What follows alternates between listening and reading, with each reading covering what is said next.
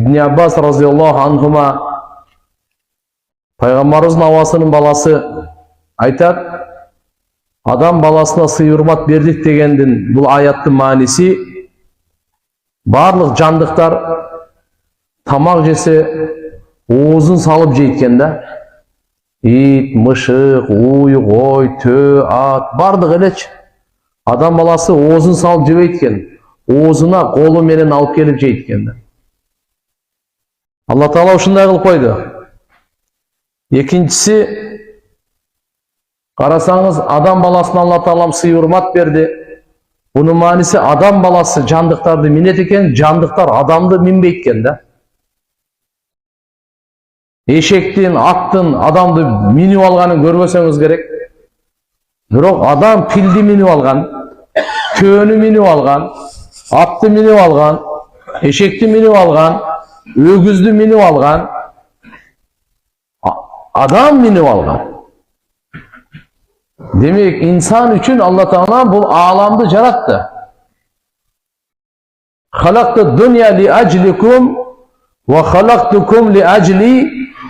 Дүниені мен сілер үшін жараттым. Жерді, асманды, жер асман ортасындағы бардық, жандық, бардықты, инсандың қызықшылығы, зарылшылығы, инсандың пайдасы үшін Алла Субханаху ва Тағала үшін бардығын жаратты.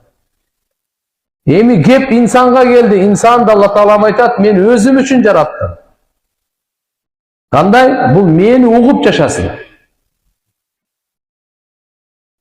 Алла Тағаланың қанты ұғауыз. Жаратушыныңызды қанты ұғауыз. Алла айтады, наке, мен асмандан кітептерді түсірдім, пайғамбарларды жіберіп тұрам. Ошол кітептерді сілерге түсіндіріп береді. Ошо кітепті ұқсаңар, мені ұққаныңар. Кітепті оқысаңар, менен сөйлескеніңер.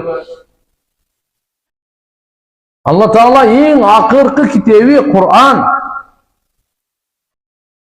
Ең ұлы кітеп. Ең ұйық кітеп. Өзгөрілмеген, бұрмаланбаған, сақталған, қиямат күнге чейін адам баласына жолдама, адам баласының жашоосун бағытын анықтаған, адам баласын бактылуулукка жетелеген.